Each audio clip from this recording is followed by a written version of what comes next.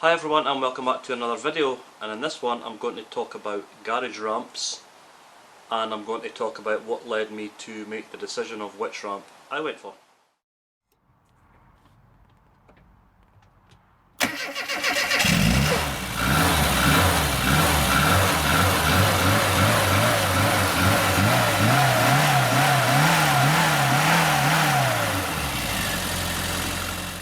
For a long time, like most of you watching I would imagine, I've wanted a ramp for my garage.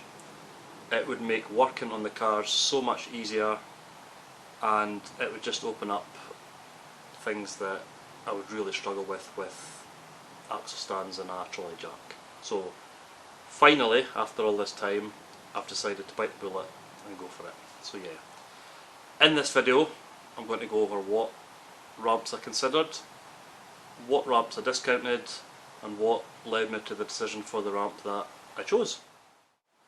So my circumstances: I'm currently restoring 3 cars.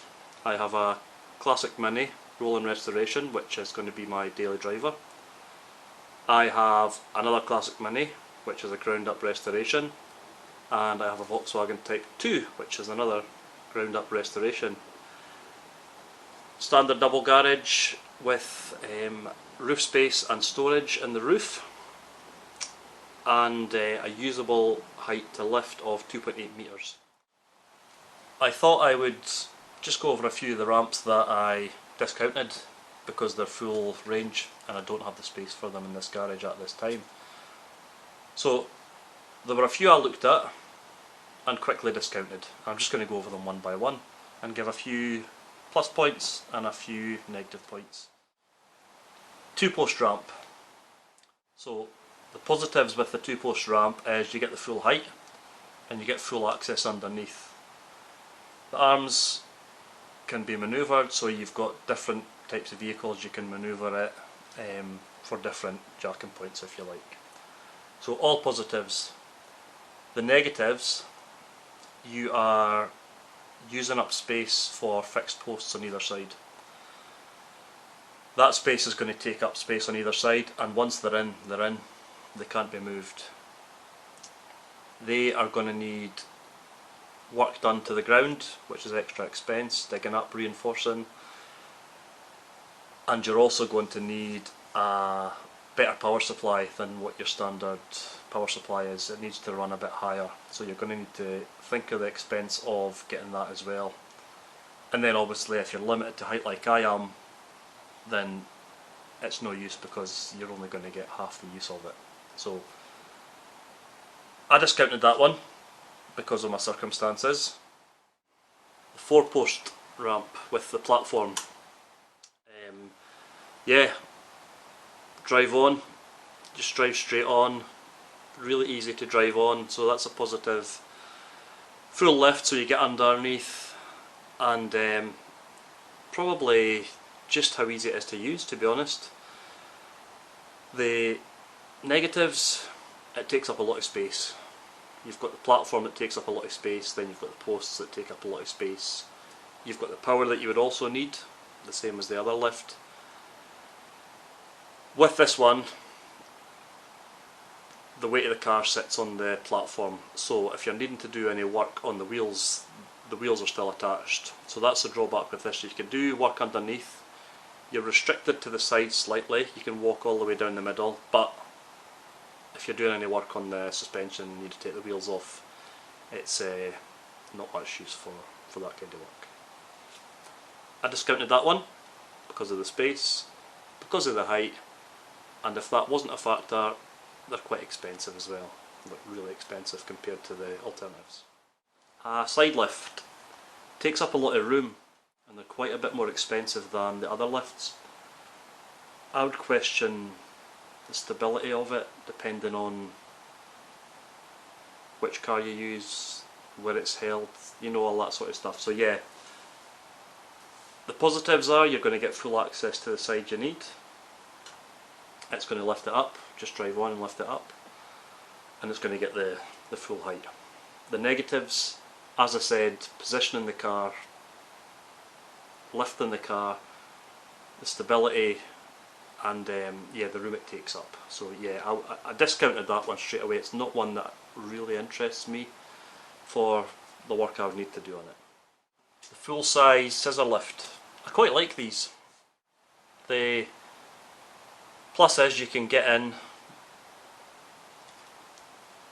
quite well down the centre, you drive over it, it lifts it up, and yeah, you're going to get full height underneath.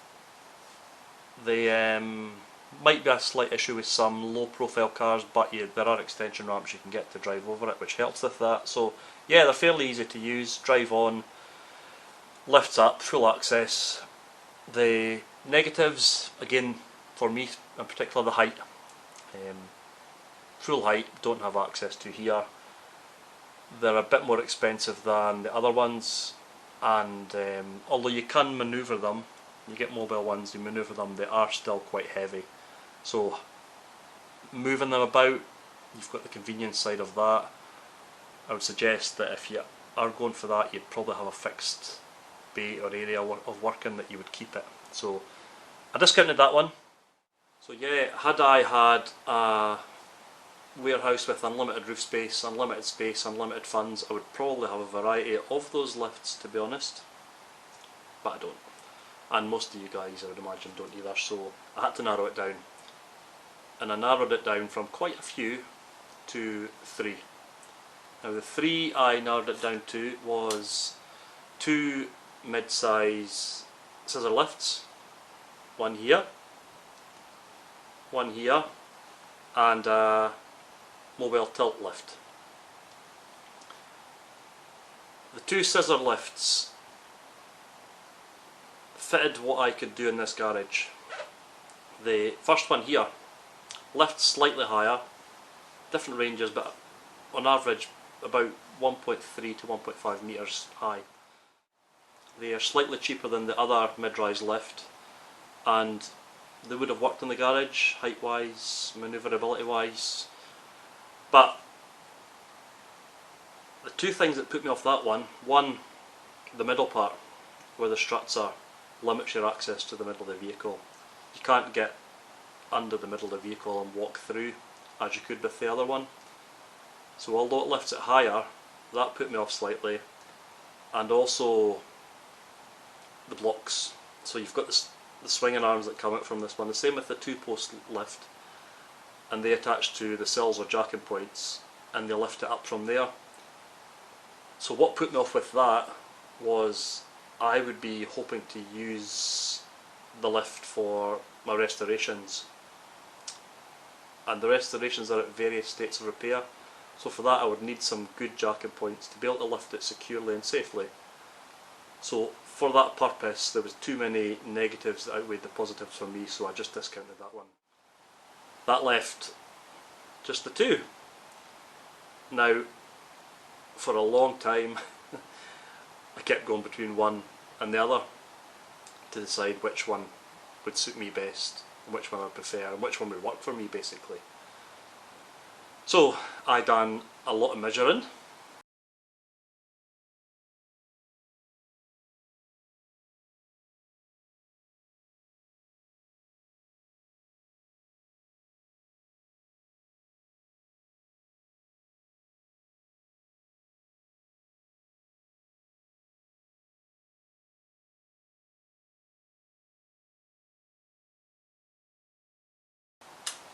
And it came down to which one was best for me at this particular time.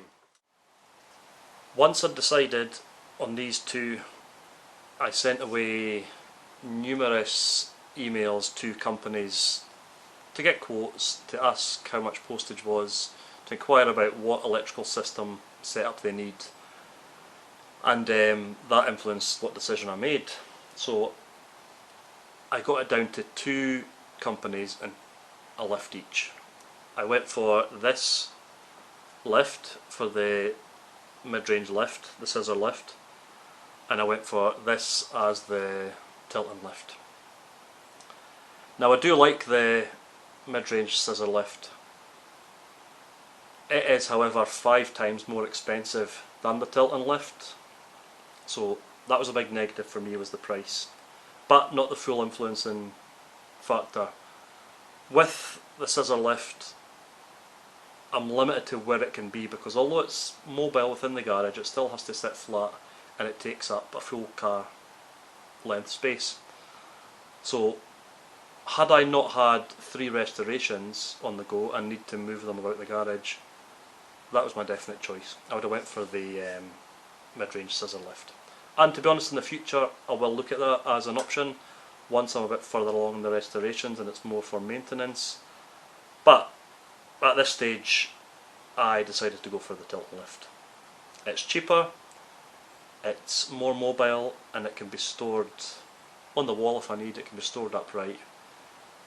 Now there are some negatives with that one. It doesn't lift as high. It's not as user friendly, you know, especially for the minis. I'm going to have to jack up the mini to fit it under because it's too low for it to go under. So there were negatives with both ramps, to be honest, but the tilting one just weighed it for me. Basically, the plan for the camper van, which is behind you, I'm going to be getting a rotisserie for that because it needs a lot done to the underside, and I really need to have it on the rotisserie to be able to do it justice and do it properly. So that's going to be fixed in position. Then the 2 minis, I've got one at the back of the garage here, one at the front. If I had the mid-range lift, it would be fixed probably as you come in the garage, which then restricts access in and out the back. So that was a big influence for me. And yeah, it's just so I can have dry storage to work on all 3 cars when I want to. So this was the most flexible one for me. Once I had decided on the tilt and lift, there was a few different options, different lifting capacities, different variations that could suit different widths of different cars. So I went with the one that best suited my circumstance. I went with this one. Now, the company I dealt with, CJ Autos, I will put a link in the description for the video. Dealt with them on the phone and via email, and they were really good with me. Gave me a really good deal, and yeah, really nice people to deal with, so I would recommend them. Join me in the next video when I go over how things don't go quite as I planned or expected and left me quite a bit disappointed.